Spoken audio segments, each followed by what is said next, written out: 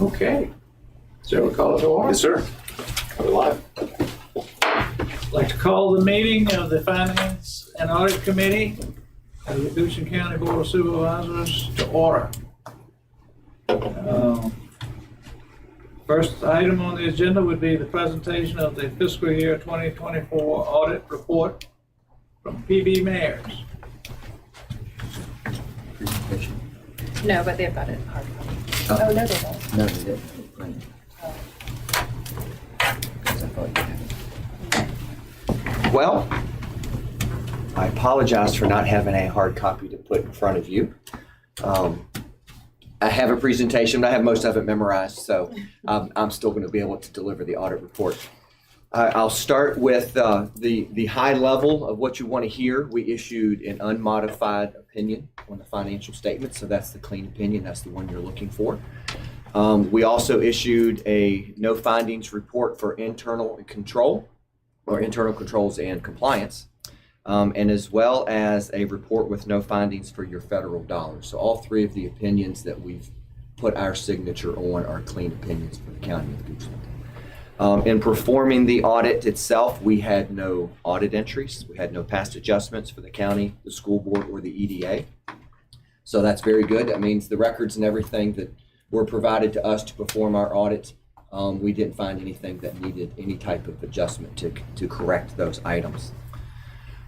During the audit, we do a lot of observations, we do a lot of inquiry, we pull a lot of documents. All of those things were provided to us timely. Everything was given to us.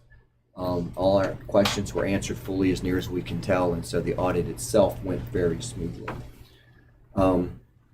In thinking through some of the other items that we are required to communicate to the Finance and Audit Committee, independence is always a big issue and something that we take very close to heart. We did nothing that we're aware of that would cause any independence issues, and it's a two-way street. There's nothing that we know of that you all have done that would have caused any type of independence issues, and us rendering our opinions as well. The single audit itself, we audited 2 different programs this year, and we had no findings with those. If you're curious of which programs it is that we audited, they're listed all the way in the very back on page 177. We looked at some coronavirus state and local fiscal recovery funds, which every locality is still spending those funds, and we're required to identify those as high risk. They're at the bottom of that page. And then the clean school bus program, I think was a new one for us. I don't think we've ever audited that one here before, I believe. So that was a new program as well. Some of the other items, we follow what's called the Yellow Book, which is the government auditing standards to perform our procedures. We also follow the uniform guidance in doing the single audit work. And of course, the Auditor of Public Accounts out of Richmond has their audit specifications and items that they want us to follow as well. So we were able to do that with no issues or findings with any of that testing as well. Besides this document, there are other items that we work on outside to complete everything that has to be done. There are an examination report that goes in for the VRS and retirement programs, for the state to issue their opinion that they think that the VRS allocations and things of that nature are being done accurately. They rely on all the local government auditors to do that testing for them. So that work was done. It's already been submitted to the state. There will be a data collection form that will still need to be finished, I believe, that deals with the federal dollars, so that's still to be finished. We'll do a DEQ landfill update as well, so that is still to be done. And then, of course, there's a cost report that's also due to the state, and we'll get that finished as well. So there's still some other documents that need to be finished if they haven't already been done, but all of those will be done on time and submitted when they need to be. Lastly, there are some items within the financial statements themselves that are estimates, and we do rely on others on those estimates when you're looking at landfill completion and percent full and those types of things, and estimating costs and closure costs. We rely on engineers and others that have that ability to do that, and as well as we rely on the actuaries to do their report for the VRS pension and OPEB plans, to estimate those liabilities or assets all of the deferred inflows and outflows. So we do rely on others to come up with some of the numbers that are in this report. We do assess what we think is accurate, or whether we think we should be relying on those who do that work. But either the state has hired those people and we know that they've done their due diligence on them, and there aren't that many companies that are doing the landfill type work, so we feel comfortable with the others that you're using to help estimate those numbers. With that, I think that pretty much covers what I want to go over. Synopsis is, it was a clean audit, and we were able to do things timely and complete on time and present here today. And within your scope of what you thought would be Yes, sir. the resources you had to commit to it? Yes, sir. We did our planning. We didn't have to make any changes or adjustments to our planning. And that's not always a bad thing if you do. Sometimes you just find things that you didn't realize were here and you got to change things up. Doesn't mean it's bad. It just means it's different from what we weren't expecting. But this year we did not have anything like that. Didn't have to adjust our planning or our procedures. Any questions from anyone? I'd like to add one thing, Yes. since everyone's got an audit report in front of them. If you turn to page 27, which is Exhibit 5, that will show us how we did with our end of year fund balance. And we talk every year about our reserves and how much we're putting back into the general fund. So Exhibit 5, if you look, there's 4 columns there. If you just look at the general fund column, the first one, you'll see that we returned just under 1.2 million into our fund balance. So those are our reserves that we use to fund future capital projects. That's a number everyone likes to zero in on, so I figured I'd point that out. And if you want to see how you got there compared to your budget, you can flip the page and look at page 29, and it will show you your original budget, final budget, and then those same actual amounts. So you can see some revenues we were over, some we were under. Same with expenditures. For the majority of our expenditure categories, we were under. So that's how we get to that 1.2 million increase in fund balance. I'm trying to find that on page 27.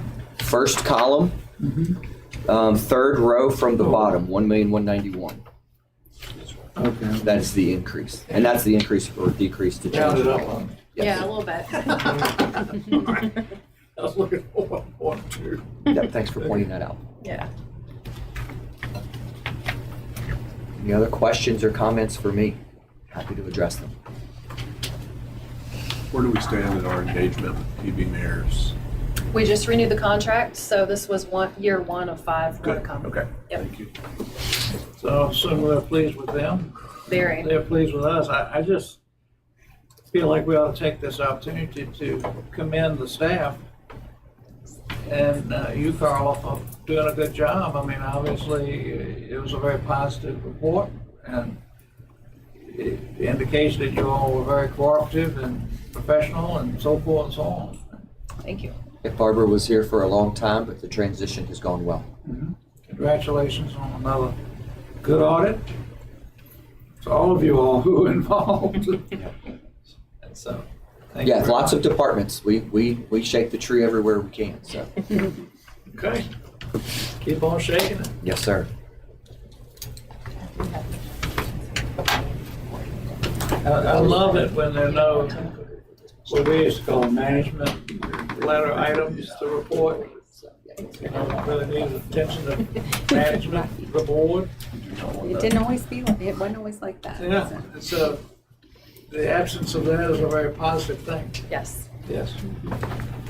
Makes us feel good too. Thank you all for doing a good job. I'm sure it feels good to be done with it as Yes, well. it does. Move on to the budget. Anything else on the audit? Any questions? And we will send it to the state as required, and Okay. Yep. Do they give us any feedback or they?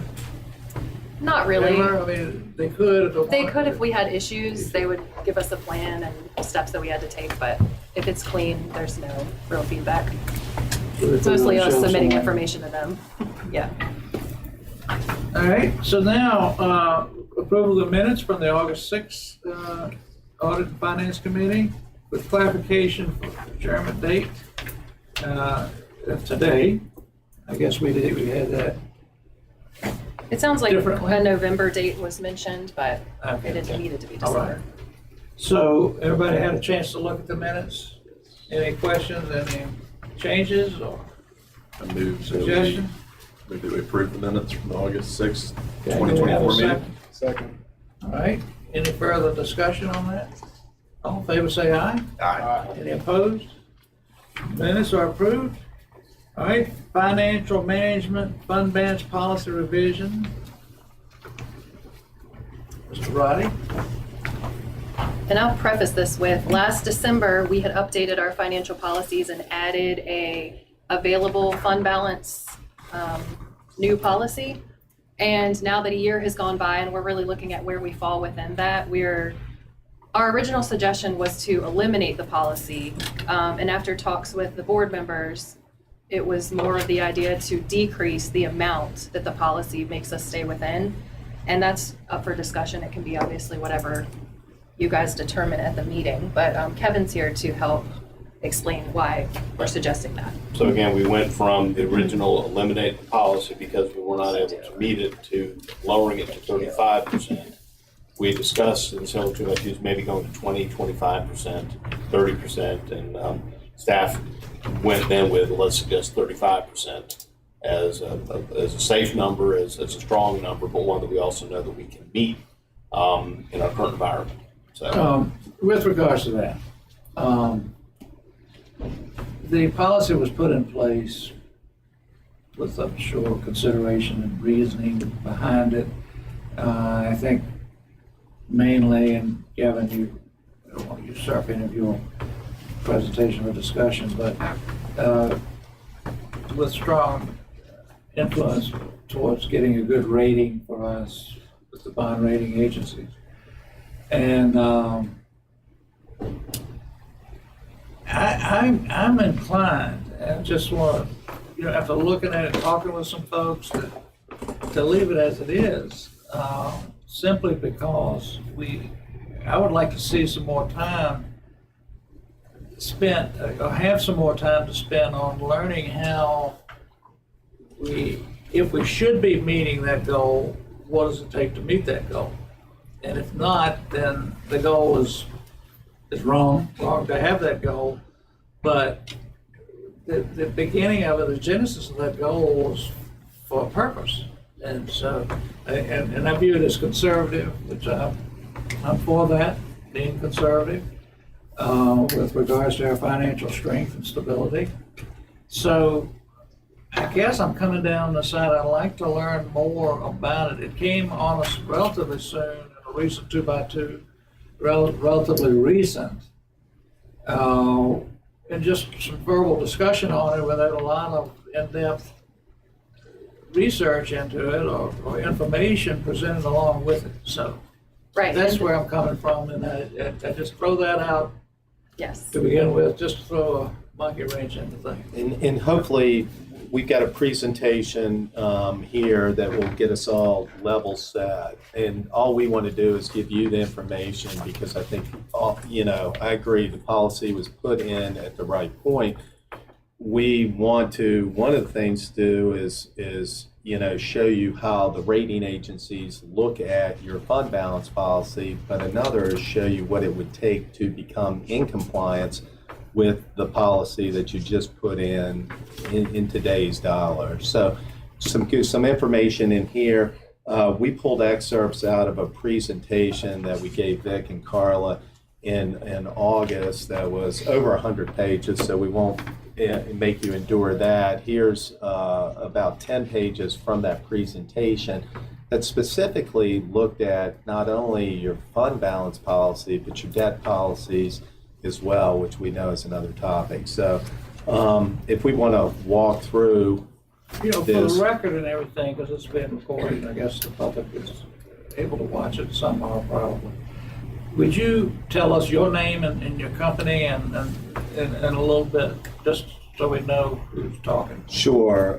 Kevin Roddy, I'm a partner with the firm of PFM Financial Advisors. I've served as the county's financial advisor for, I'd say, over a decade, helping with a variety of different topics, financings, establishing policies. So this is what we do with local governments, is just, advise on these matters, or when we did the 2002 bond, or 2022 bond issue, we advise on that as well. Okay, thank you. Sure. So if everybody could turn to page 2 of the presentation that Carla gave you. Again, we've got 3 fund balance policies, and then 2 debt policies. The unassigned fund balance policy with the target of 25% and a minimum target of 20%. We'll show you what your peers have, and we'll explain the rationale on what our thoughts on that are. A revenue stabilization target of 3% of your general fund budget. And then the policy mainly in question is the one you just put in, available fund balance, which is defined as assigned fund balance, which you just saw from your audit, and unassigned fund balance. So those 2 policies being between 55 and 65% of your general fund budget. So if you ran a business, you could equate this to kind of days on hand. That'd be over 6 months of cash on hand. You've got 6 months of your operations sitting there on the lower end, up to about 8 months. So that's what this policy does on the fund balance.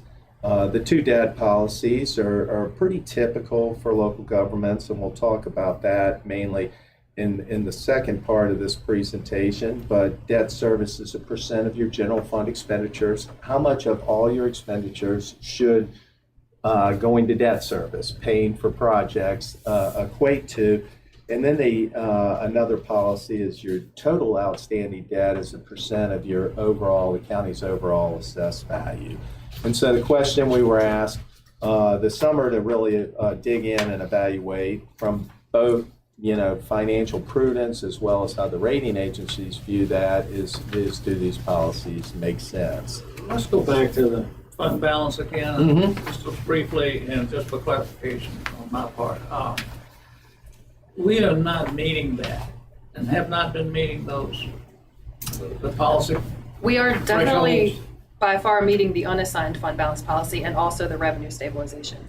So the one that we are currently not meeting is the available, with the target between 55 and 65%, which is the one we just put in place a year ago. All right, so, I'm a firm believer of not establishing a goal that's unattainable, because then it becomes meaningless. It almost works against you. Correct. People give up and say, I can't do it. It's like trying to run sub 4 minute mile. If you can't do it, you can't do it. So what, But so that's interesting to really delve further into. That's one of the things I'd like to get a better understanding of, is to, all right, if it's an unreasonable goal, first of all, how did you get there to begin with? If it was unreasonable, then what is more reasonable? And is this level presented to us now, is it too low or whatever? How far would it exceed? Should we step it down a little bit at a time to see if we can meet it, figure out why we can't? Just put some pressure on ourselves to do better if we have room for improvement. We would completely agree, and that was kind of the origin of the discussion. Is you just got a great audit report. If you have a policy, you want to either be making progress toward that policy and be committed to that policy, or is that policy the right level, or do we even need the policy? So those are kind of your 3 parameters that we'll explore a little bit in here. All right, okay, thanks. In terms of your unassigned fund balance policy on slide 3, you can see, the range there. We're over the 20% minimum, and you've got a goal of 25% until 23. You exceeded that. Part of this is, your budget's been growing significantly. So you've got a large amount of money, and just the growth of your budget, if you want to maintain 25%, that's got to continue to grow. So it isn't like you've been spending your unassigned. Your budget has just been growing, and i.e. your percentage is less. And let's turn to the next slide, and I will explain, give you a recommendation on this one. But you'll see, here's your peer groups.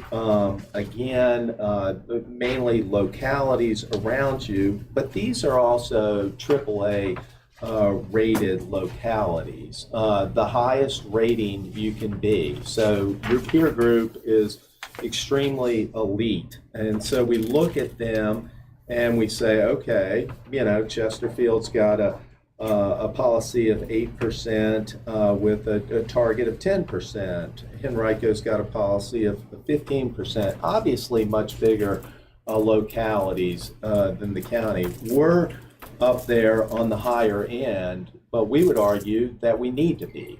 Along with the conservative nature of it, we're the smallest AAA county in the United States. So we're held to kind of a different standard. If something happens with one of our major employers, it impacts us a lot differently than it would Henrico County.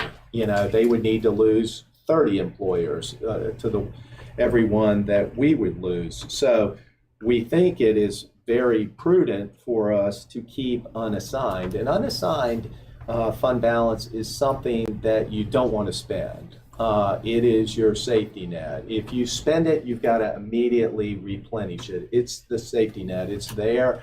You can be using it as cash flow throughout the year, but at the end, when you do your audit, you need that number to exceed 20% with a target of 25%. So that's what kind of, you know, there's 4 different categories of fund balance. Unassigned is the one you just really don't touch. All right, so those categories, committed, assigned, unassigned, Reserved. reserve, there are 4? I think there's 5. Five. Committed would, if we have a contract, They're restricted. restricted. Okay, restricted, all right. So what is restricted? Restricted are funds that are really not our money, but we hold, so we have to keep it, and they've got to spend on something else. All right, and then committed would be something we've issued a contract on, we're gonna have to pay it when the work is done, or materials, fruition, whatever. Yeah, and I don't know if you want to read it at your leisure, but on page 43 of the audit report, it lists kind of the definition of every single one of these types of balances. Right. Non-spendable, restricted, committed, assigned, and unassigned. Okay. Yeah. And so there's 5 different categories there, but unassigned is the one that is kind of your safety net. Okay. You know, assigned is we've got some capital projects we're going to spend this money on, or we got this earmarked for something out there. Okay, so some of the, you know, and then as Vic said, some of these you just don't even have control over. So even though you have, you know, a policy, you don't even have control over a component of it. So when we get into the available fund balance, we're talking unassigned and assigned is what's comprising that policy. Okay. So the peer analysis here of your peers, other five of the other counties' peers have a revenue stabilization fund. I think it's prudent. It's 3%. We're on page 5 now, right? Yeah. It's prudent. It's when the budget kind of gets shocked, like, you know, COVID made everybody nervous from a financial perspective and the county's finances perspective. Everything turned out okay, but when a recession comes and it shocks the county system, you're expecting X in revenues and it drops. That's what the revenue stabilization fund is. So you don't really have to run to your unassigned. You've got this little buffer above the unassigned that you can use when you need it. And so some counties have it, some counties don't. I personally think us having the 20 to 25% Unassigned is a good policy, a little bit of buffer above that, and the 3% revenue stabilization fund. So, that's giving you 23 to 28%, over 3 months sitting there in the bank that we can use for these unforeseen emergencies or economic shocks. But it also needs to be replenished. Yes. Forthrightly. Yeah, there's Well, if it's rules. spent, it does, yes. Yeah, there's rules, and like the revenue stabilization fund. I haven't looked at that recently, but typically those are put in. You'd have 2 budgets to replenish that. You could use. Some people restrict. We can use half of it in year 1, and then half of it in year 2, and then we need to start, replenishing it, because that gives the board time to make budget decisions. If you needed to change the tax rate or something, you just don't want to get caught inter-year, because you obviously can't say, hey, we passed this tax rate and now, oops, things are not going as well and now we need to do it, versus, businesses have more levers they can pull.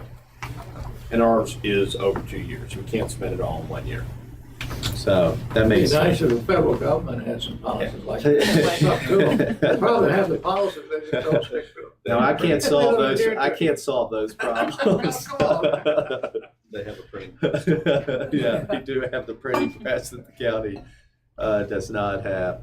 On slide 6, so we get into this available fund balance and the history of this policy. And so this shows from 2014 to 2023.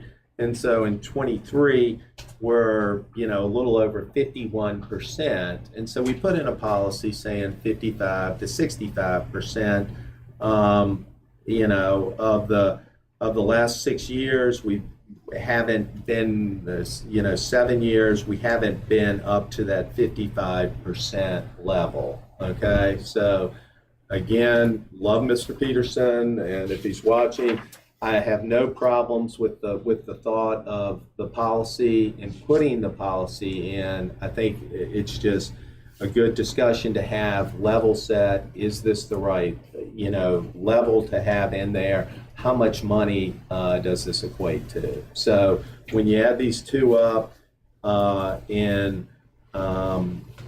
not at the policy, haven't been at the policy the last couple of years. So do we want to make a conscious decision to move toward getting in compliance with the policy, or do we want to adjust the policy? In terms of the rating agencies, since that was, part of the reason for this, we, and again, the other 90 pages of this presentation really dug into your ratings.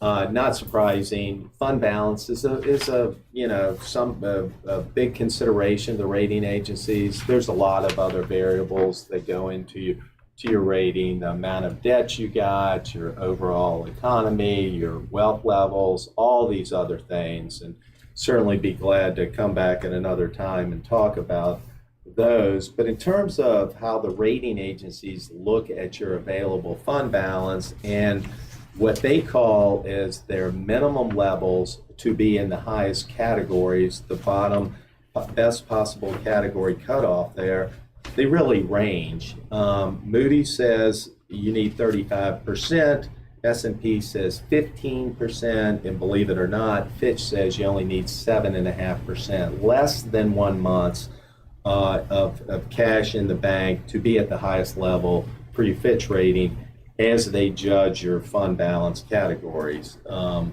me personally, the Fitch is way too low. Moody's, depending on the size of the government, somewhere in between them and S&P. They also look at other things, like Moody's looks at your utility fund balances. So that's not part of our policy. Available, assigned and unassigned are our two. Moody's looks at other different pots of money that the county could possibly go to if they needed to for economic hard times. As you can see by how they rated your categories in 2023, we're well above those. So with or without the policy, we're well above these levels. If we were to adjust the policy and bring, would movement more towards the target be seen as a negative because it is, even though, it's still in the right range, so in a new target, it's still downward.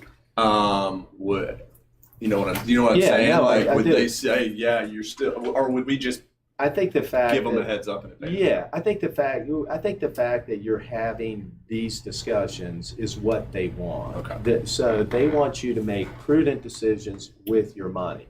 So if we lower the target, it doesn't mean you're running off and spending the money. And so when you make the decisions about what do we do if the target's lower, part of this is a sign that you're committing toward next year's capital projects. Those aren't going away. Yeah. So you still may keep the money and still be spending the money on the same things. If you were saying we're going to give, massive raises and we're going to use all that money for a one-time expense, and then next year, like, oops, how do we balance the budget? That's a problem. So as long as it's prudent, well thought out, adjusting the policy, being thoughtful, if and when you decide to spend the money, will not be an issue with the rating agencies.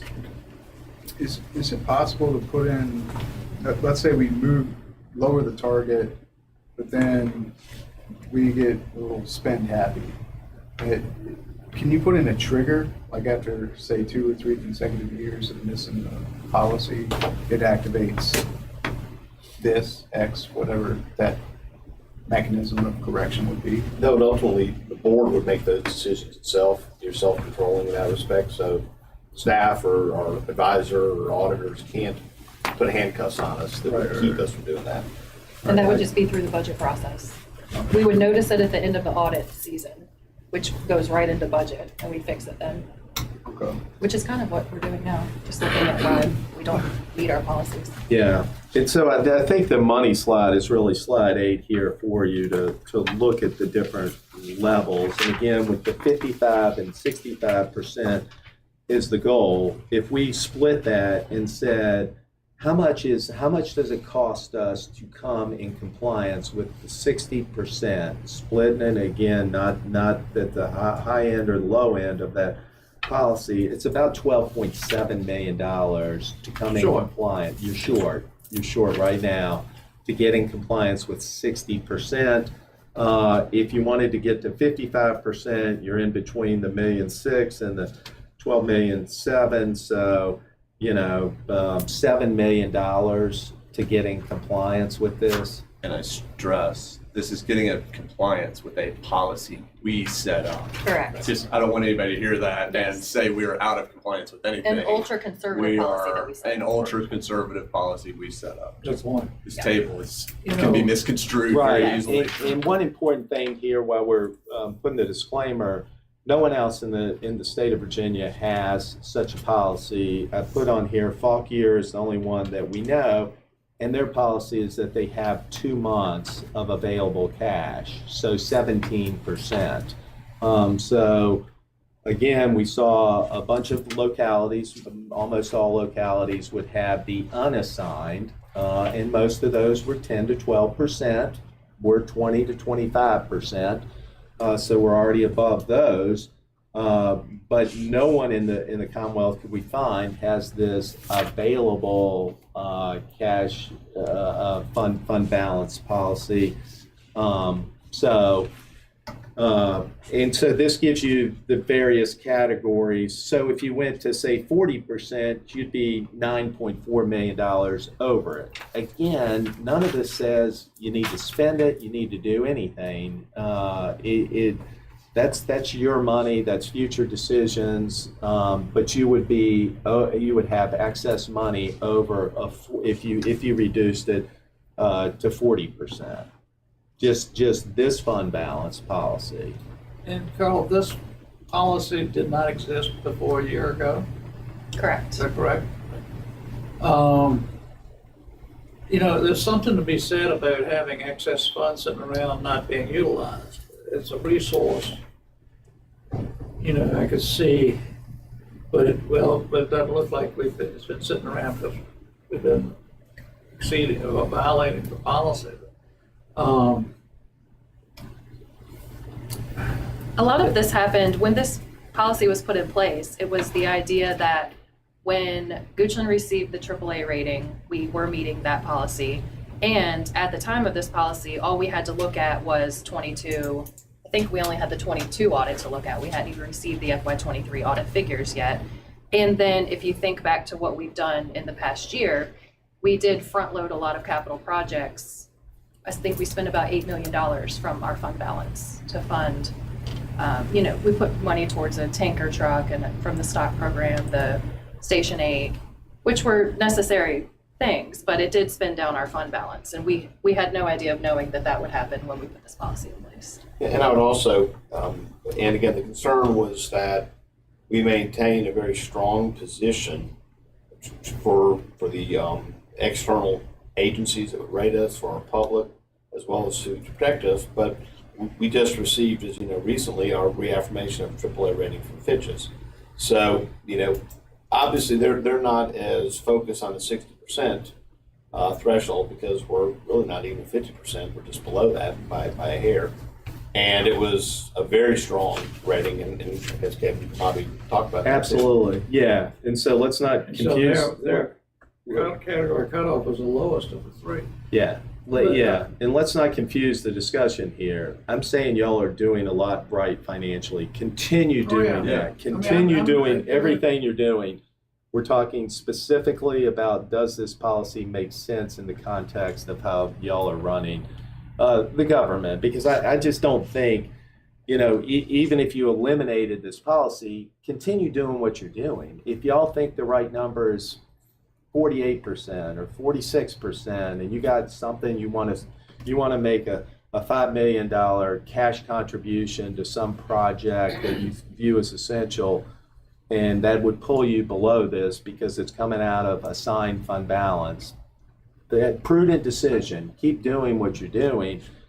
This just would, if you go to the extreme case here of 60%, you got to come up with $12 million, either increase revenues or reduce the service levels. And so to come into compliance with a policy. Into it that way. Are we going to go to Moody's and S&P to get ratings? Is that something we? Yes. And really, they come to us, don't they? Yeah, Occasionally. when it's time for your next bond issuances, we will be talking to, yes. Fitch did it just because they wanted to? Part of their job is, when you sell the bonds are out there. Owners of the bonds want to make sure that they made their initial purchasing decisions, but they may be selling the bonds or trading in the secondary market. That rating reconfirmed. Yeah, so the rating agencies have to continually do surveillance and keep your rating up to date. And they annually, Moody's, S&P, and Fitch all look at your credit on an annual basis, whether they call us or whether they look at your financial report. Do we ever see a need to go to them and say, do you see anything that would change your opinion? That's really our role. I mean, I talk to them on a weekly basis, and so that's sort of what you're paying us to give you guidance. Like if I was sitting here saying, and I'll have clients come to me and say, I want to take my fund balance from 10% to 5%, and I want to spend it on this, and we'll be like, no, time out. That's going to stress your rating. And so we do have those conversations with boards and councils throughout the U.S. and just try to give you warning signals where that's not in your best interest. Now, the board can make the decision to do what they want, but that will put stress on your rating. The fact that no one else has this policy and we're not in compliance with this policy, and they didn't even ask us about this policy, leads us to believe. I can see where you have some discomfort, not meeting the policy. Right. It's an arbitrary policy in your mind, but I keep going back. Some thought went into it to begin with, and I don't want to violate that or Right. treat it lightly. With that, I need to have a little bit better understanding. So, anyway, okay. All right, I keep interrupting you now, I apologize. No, that was the point of it. Just the initial observations, which I gave along the way. I think if you're going to focus on a policy, get up to the target level on your unassigned, the 25% that you're not touching. You're currently at 22%, not bad. You're in that 20 to 25%, but that's being at the upper end of that policy. Maintain your revenue stabilization reserve, that give you 28%, and then continue cash funding your projects through your assigned for future years. That's saving you a ton of money. Your practice of really setting aside money for assigned projects coming up, that's saving you from having to borrow, having to pay interest on that borrowing. So the cash capital that y'all do on an annual basis is really putting you in this strong position.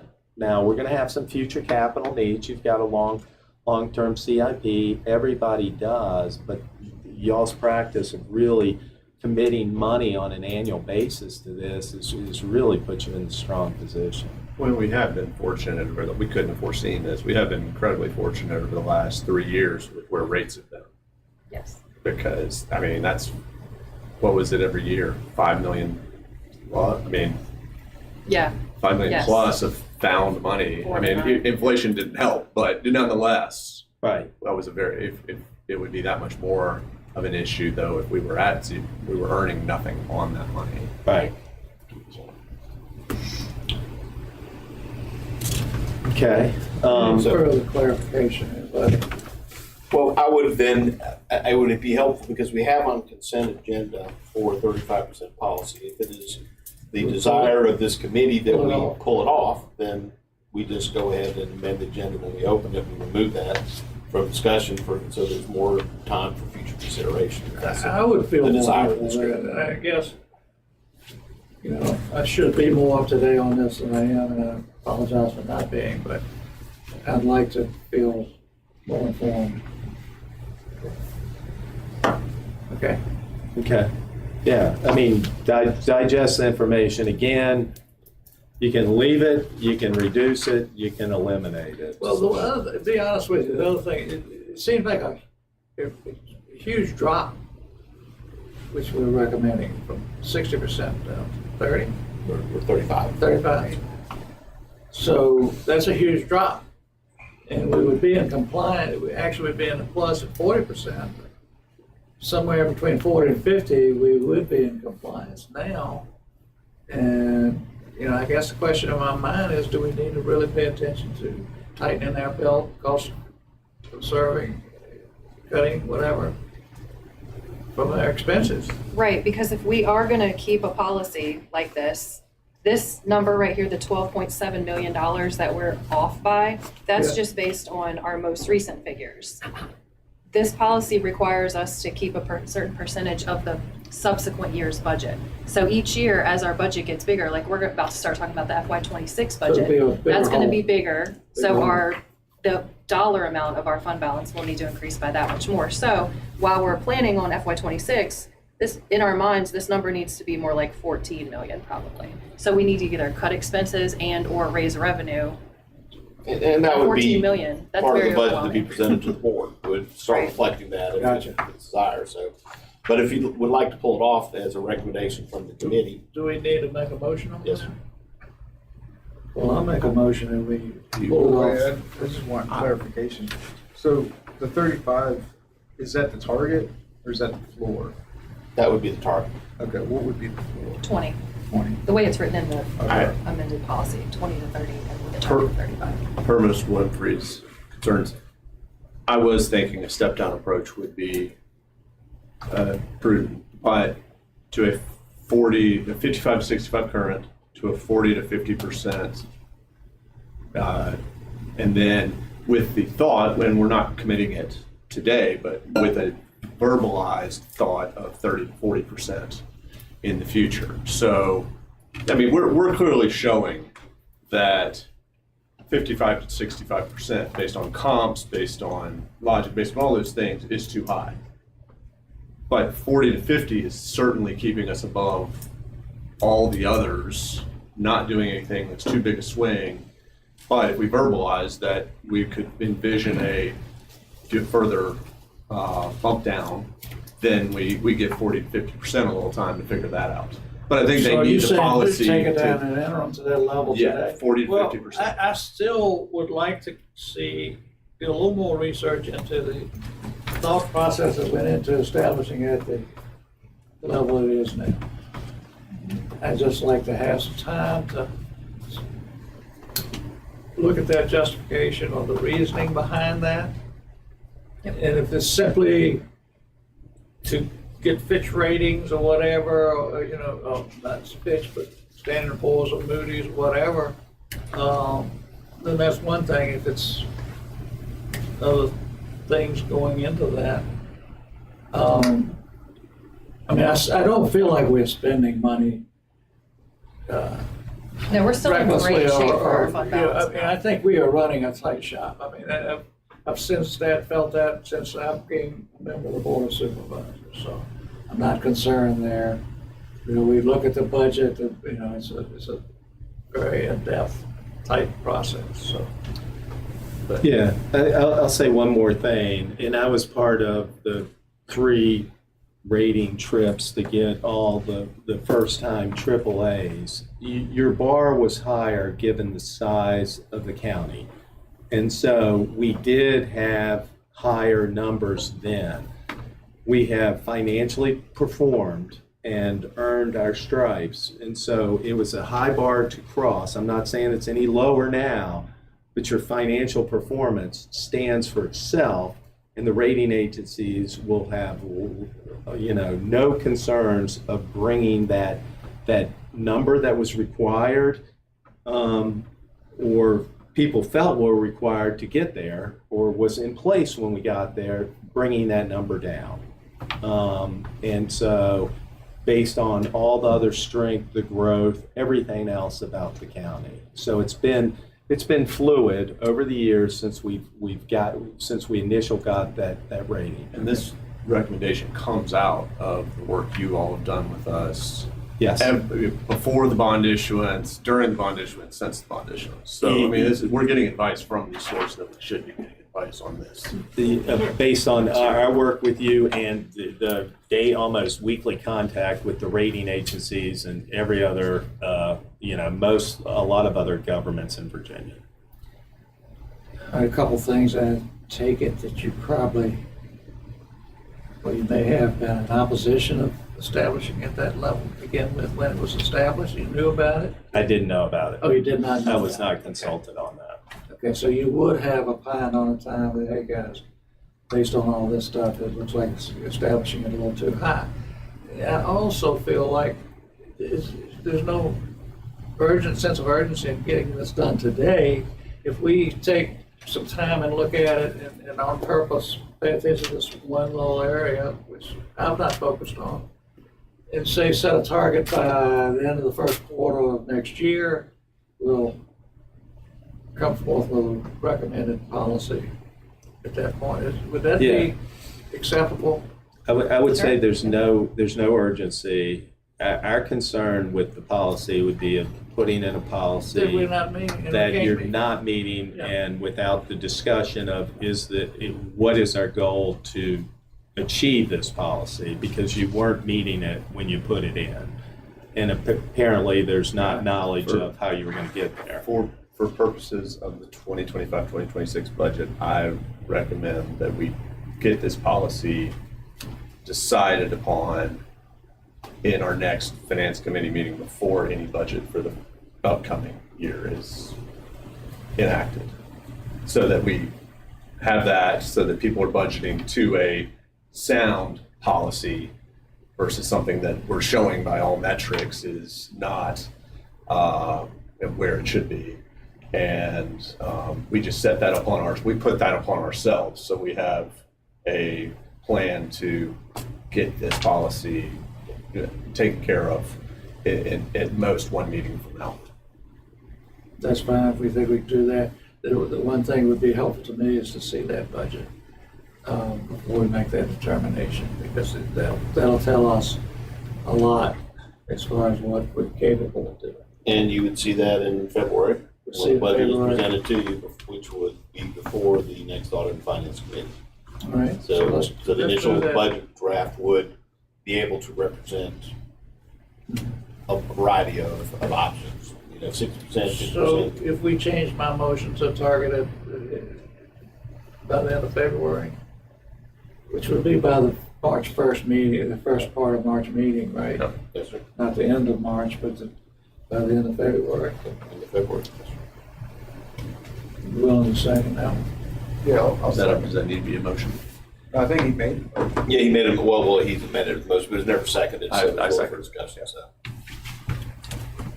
Any In further favor. discussion? Yeah, well, yeah, I mean, just on the particulars, I mean, we're gonna revisit it, but I'd just like to point out that the gap between the target and the floor expands.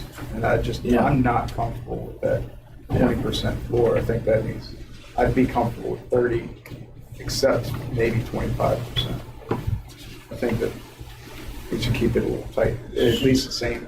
Probably gonna need your help in fleshing this out too. Yeah, I would completely agree with that comment, that the floor should not go below your targeted unassigned. That, because if you just go up to your target unassigned, you're starting with 25%, and if you have any assigned on top of that, No wiggle room. you're gonna be 35% with just normal course of action. I mean, to me, you're gonna be in the 40% anyway, because that's how much you're spending on future year CIPs. Well, that's a good point. It's, set these things, can we maintain it? I mean, we don't want to revisit this a year from now saying, well, this is grown, it's mushroomed on us, and we can't meet it. Yeah. We need to get a complete understanding. Yeah, we can, glad to work with Okay. Carl and Vic on getting the language for y'all's Okay, consideration. I appreciate that. All right, good point. Any further discussion? All in favor, say aye. Aye. Opposed? Okay, thank you, sir. And then I get the next topic too. This one's should be a lot more straightforward, but I know there's been discussion on the bonds with the remainder of the referendum for the courthouse whenever you get back the design and bids and all that. And so slides 10, 11, and 12 look at your debt policy. And again, this would be debt service as a percent of general fund expenditures, with a not to exceed 12 and a target of 10%. Slide 10 shows you where you've been, down there in the 4 to 6% range, even lower. And then we issued the $50 million in 22, and the debt service popped in there in 23.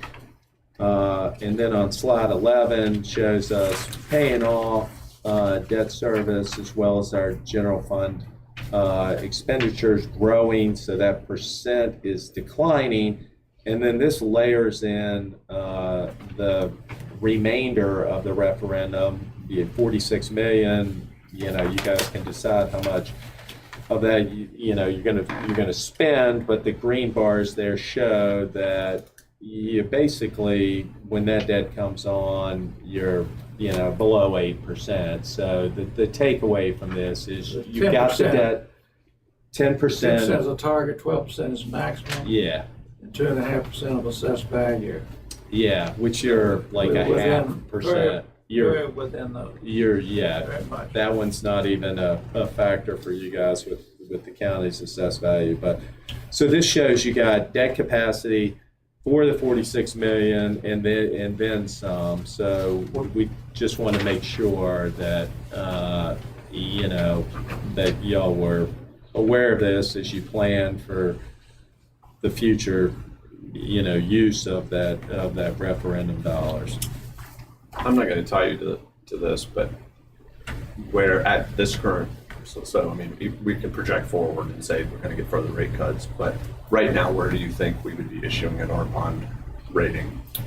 You would be like 3.4 is Stafford County recently sold, which was triple like you guys a couple weeks ago. So just and less than 3.5%. And what so- would we expect if how close would it go with Fed cuts? So if we had 50 basis points in Fed cuts, would we expect 48% and 48 bips and what we could expect our pricing to be?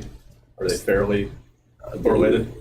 Somewhat, but yes and no, because I mean, you're issuing 20-year bonds and the Fed cuts are affecting the first couple years. Yeah. So those will drop significantly. As you know, the yield curve's kind of weird where you can borrow you can go, give 1 year investment returns greater than 10-year investment returns. So your short end of the curve will drop. Your long end, that will be, depend on, how the economy's doing and everything else is doing. The long end is more reflective of like mortgage rates and stuff. So if you saw mortgage rates come down 1% or 2%, then you'd expect your long bond rates to go down. So conservative budget estimating 3.5% would be a good. Exactly. Hope to do better. Yeah. Hope to do better by then. Hope to be more in the 3% range. Probably not going to be back to the 1.7% that we did in 22, but 3.5 is a good modeling number. 3.5 is a good modeling, and I'm sure we ran this.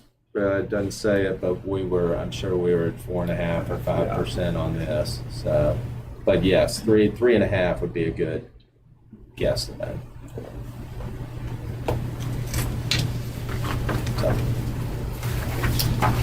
Okay.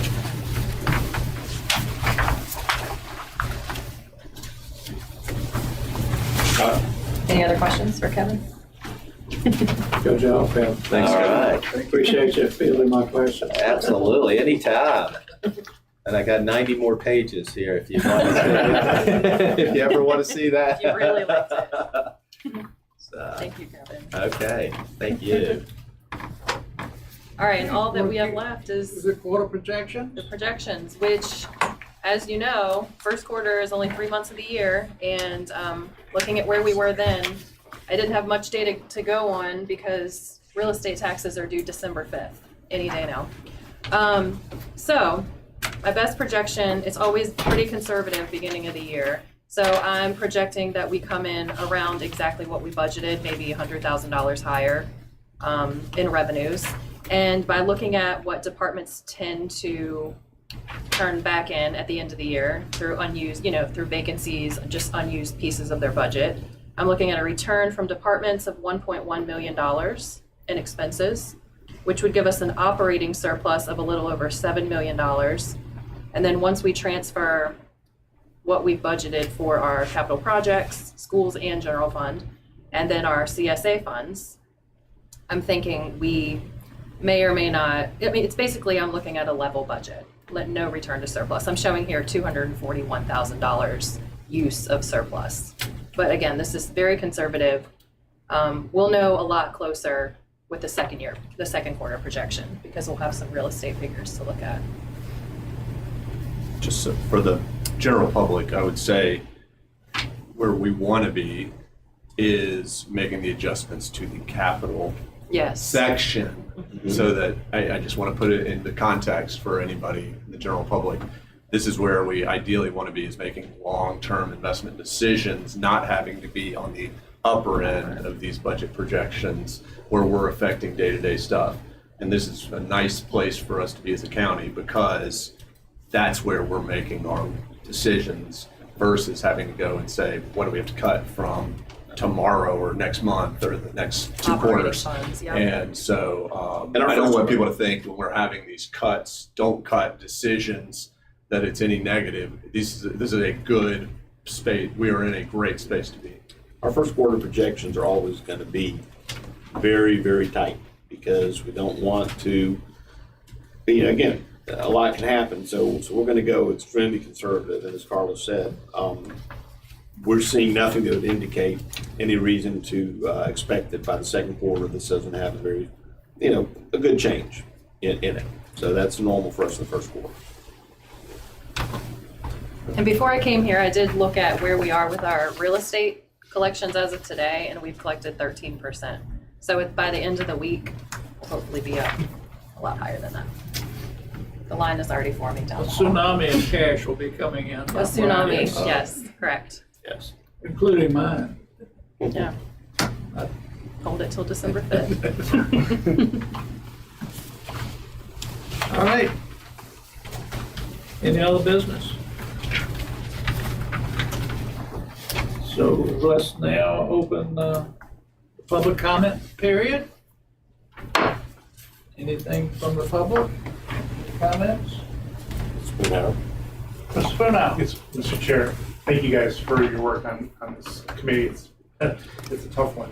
I would like for your consideration, based on Mr. Bonner's observation of, I do believe that this decision does need to be made for the budget, that you would consider potentially having a January meeting and potentially making it a workshop so that other people, such as myself and Mr. Lyle, can attend and have discussion.